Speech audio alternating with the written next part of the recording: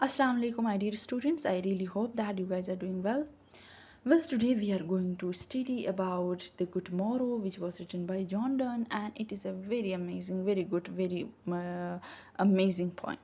So, when we particularly talk about this particular poem, this particular work, it is a very beautiful love poem, and again, this poem is about true love, not just physical attraction, but a deep spiritual connection between two people, two beloved, two souls, two lovers. And here, the writer, the poet, asks what life was like um, before love, and again he says it was like sleep, it was like a childish play. He says that life was not that much good before finding the true love. He tells us that real life starts only when two souls wake up in love, and that such love is pure, honest and internal.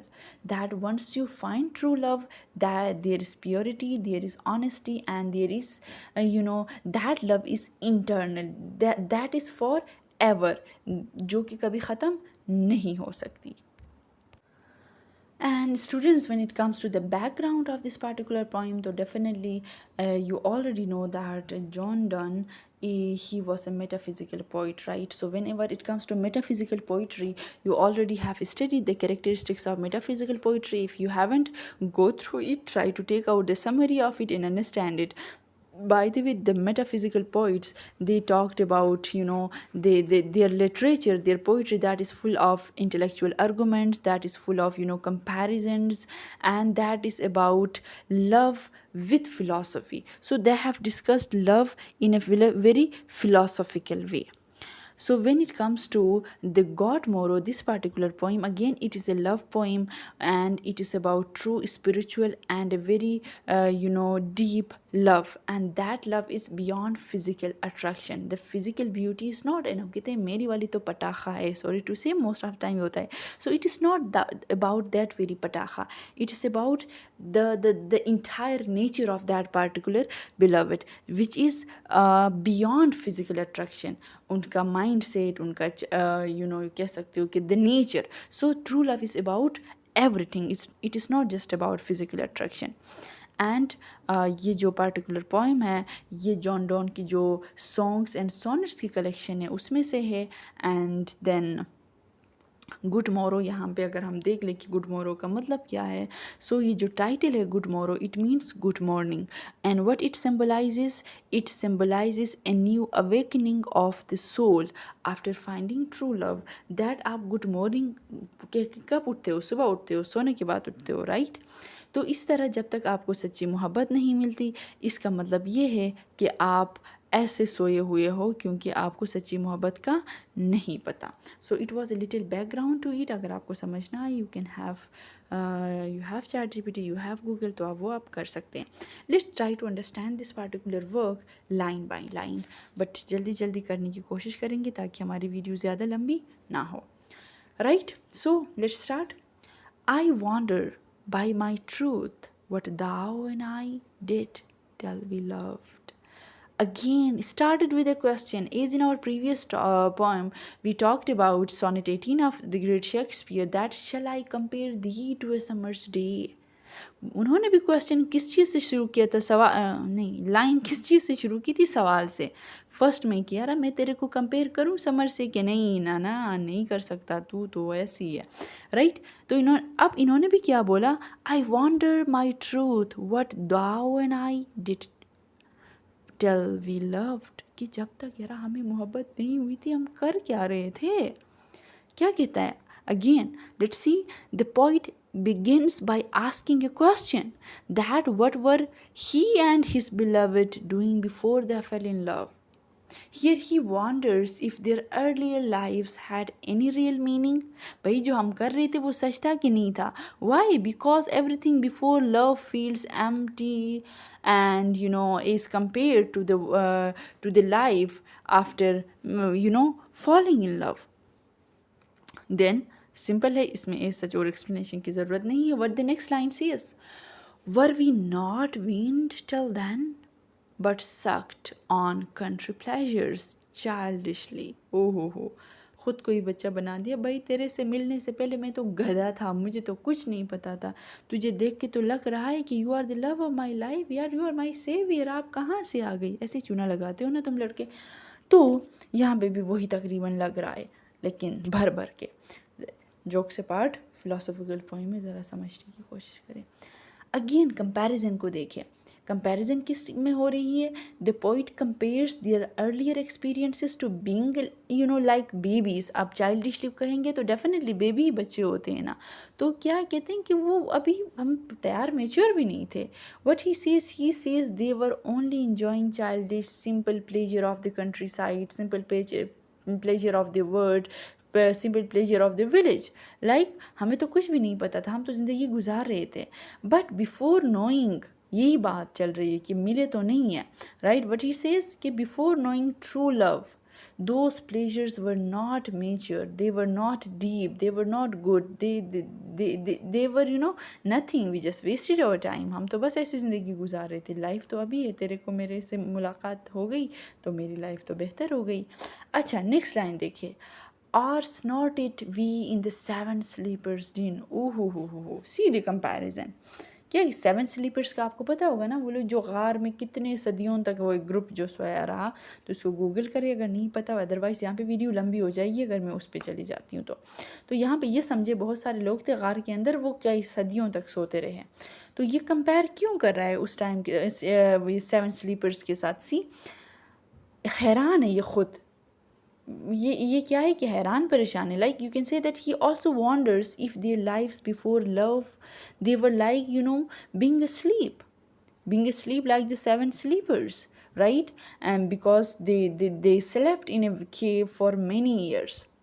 And you can say that he says their earlier life was like a deep sleep with no awareness, with no true love, true experience. यार जो ज़िंदगी गुजार रही है हमें तो कुछ पता ही नहीं था, हमें तो अभी पता चला है कि दुनिया इतनी खूबसूरत है। नाउ कम टू लाइन 4, यहाँ पे क्या है? It was so but this all pleasure fancies be, if ever any beauty I did see, which I desired in God, it was but a dream of thee। ओहो, अब क्या है कि मुझे उस ज़माने में भी लगता था मेरे को तेरे से मोहब्बत होने वाली है, ऐसा ही कोई चूना लगा रहा है। अब इस लाइन की इस स्टैंजा की एंडिंग है, एंडिंग में क्या कहता है? आप कह सकते हो कि इसके कंक्लूजन में क्या कहता है? That all the joys and pleasures he had before were only imaginary और फॉल्स। कि यार ज़िंदगी जो मैंने गुजारी है, जो मैंने प्लेजर गुजारी है, जो मैंने इन्जॉय किया है, that was all imaginary, that was all false. वो जो इन्जॉयमेंट को इन्जॉयमेंट ही नहीं है क्योंकि मैंने आपको नहीं देखा। Then if he says that कि if he ever thought someone else was beautiful, it was only a shadow or dream of his true beloved। कहा कि अगर मैंने पास्ट में किसी को खूबसूरत भी बोला है तो वो आपको इमेजिन करते हुए मैंने बोला होगा, अपने ट्रू लव को मैं तो किसी और की तारीफ़ नहीं कर सकता। तो इसमें मतलब आप क्या कह सकते हो, मतलब क्या ले सकते हो इन लाइन से कि means that she is the real beauty he had always been searching for, बस ये कह सकते हैं। देन नेक्स्ट क्या कहता है? And now,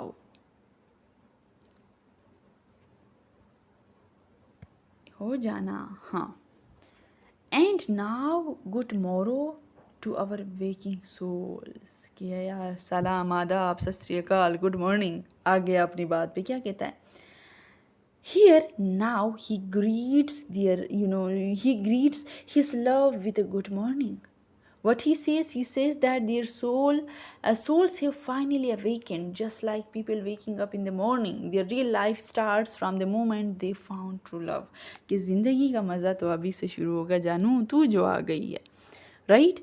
Then the next line, which watch not one another out, क्या बोल रही हूँ? Which watch not one another out of fear। सी यार ये लाइन ये ज़बरदस्त है, my favourite. Which watch not one another out of fear. क्या कहता है? वो एक दूसरे पे शक वक नहीं करते कि तूने इस टाइम ऑनलाइन तो हुई, तू किसके साथ ऑनलाइन थी, ये वाली शक वाला सीन इसमें नहीं है। ट्रू लव में क्या है?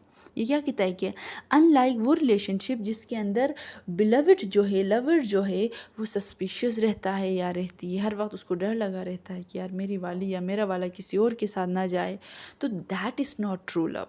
ये क्या कहता है? True love is honest and free. True love में कोई पाबंदी ही नहीं है, ये पहनो ये मत पहनो, इधर जाओ उधर मत जाओ, इससे बात मत करो उससे ये चीज़ ट्रू लव में है ही नहीं। ये मैं नहीं कहती, जॉन डॉन साहब कह रहे हैं। ट्रू लव में क्या है? They don't watch, use word क्या किया है? वॉच, WATCH, कि वो नहीं देखते, शक नहीं करते।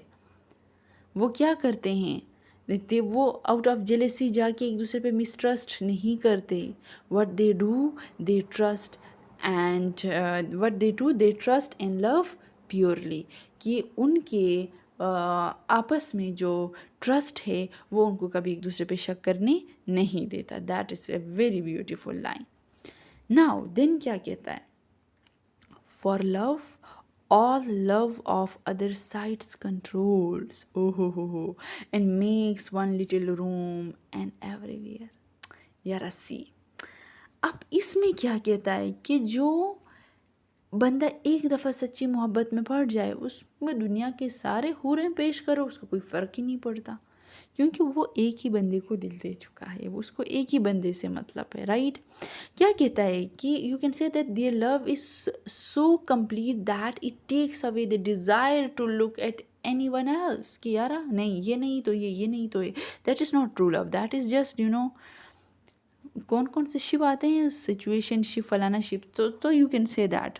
तो ट्रू लव के अंदर ये नहीं होता। ट्रू लव क्या है? They don't need to travel और सी द वर्ल्ड, कि यार हम पूरी दुनिया घूमेंगे, मुझे घुमाओ, मुझे फलाना गाड़ी में बैठाओ, मुझे फलाने रेस्टोरेंट में खिलाओ, that is not true love.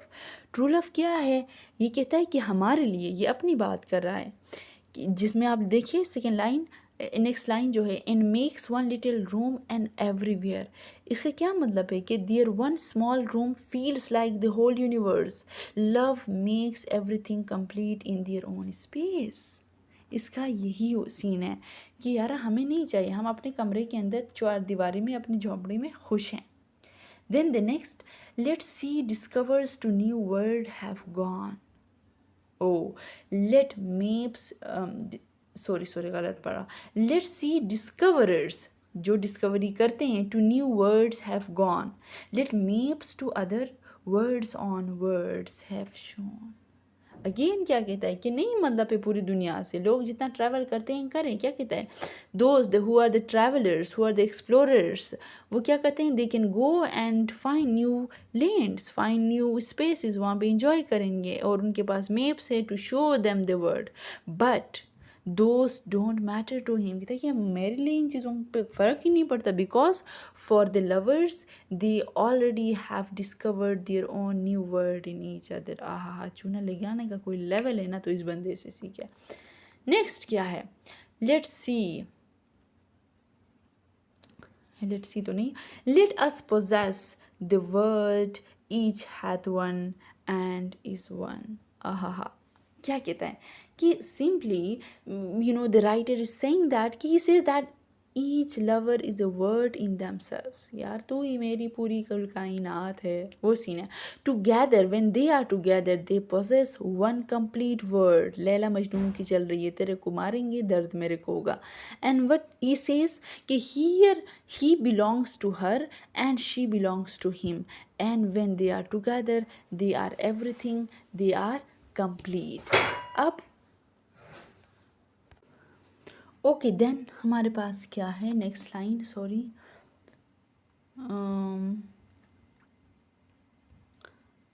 कहाँ गया?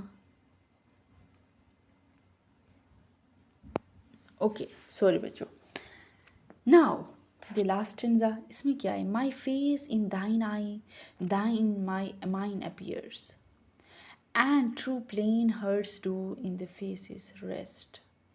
Now see again कुछ ज़्यादा ही रोमांटिक हो रहे हैं। क्या कहते हैं? how he describes it, he describes that how they see their reflection in each other's eye, कि मेरी आंख में और आपकी आंख में एक दूसरे को ताड़ेंगे।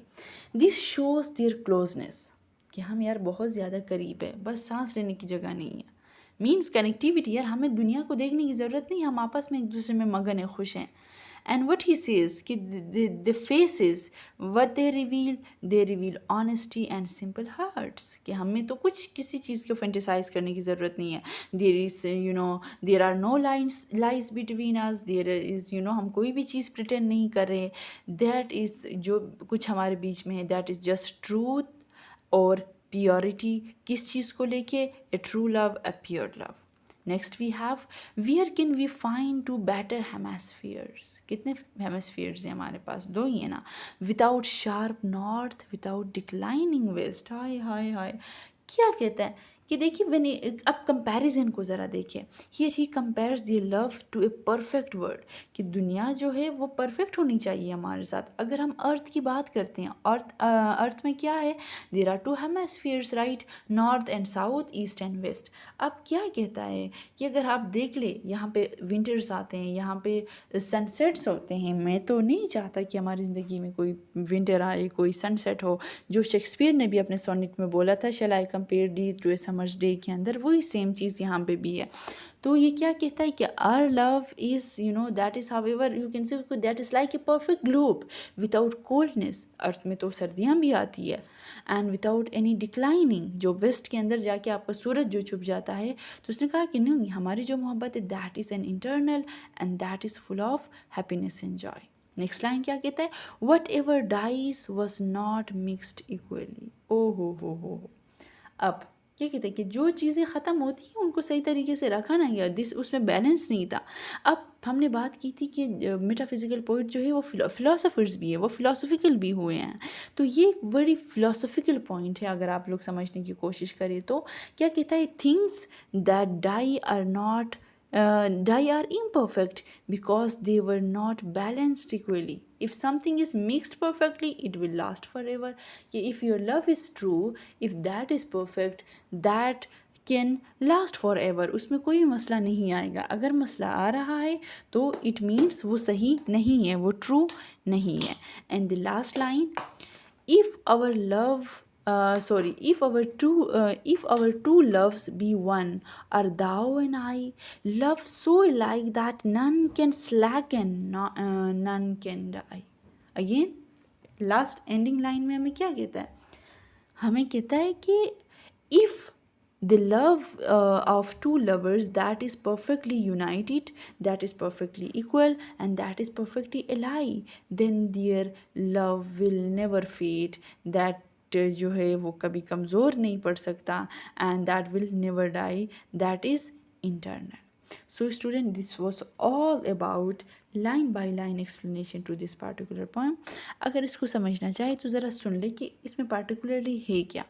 अगर हम पोइम को स्टार्ट से ले लें, so here the poem is all about A power of true love, के एक जो सच्ची मोहब्बत है उसकी पावर क्या है। स्टार्ट से अगर आप लोग देख लें तो पोइट ने क्या कहा कि the poet wonders, the poet questions that what he and his beloved were doing before they fell in love, and then he feels their past life was childish, that was meaningless, that was nothing. Now when that they love each other, it feels like their souls have truly woken up, कि बस हम अभी जागे हैं, हमें तो अभी पता चला है ज़िंदगी क्या है। Their love is so strong that they don't need to look for pleasures anywhere, again anywhere, कि दुनिया में कहीं भी जाने की ज़रूरत नहीं है। If they are together, वो झोंपड़ी में भी है, वो खुश हैं। So their little room, that becomes the whole world for them. Then again writer क्या कहता है कि he says that their two souls are like two halves of a globe that is perfectly joined together. And then finally and में हमें क्या कहता है कि वो क्या बिलीव करता है? He believes that because the love is equal and balance, it will never die but remain forever. So student, this was all about the good tomorrow. Good luck for your exam. Take care. Allah Hafiz.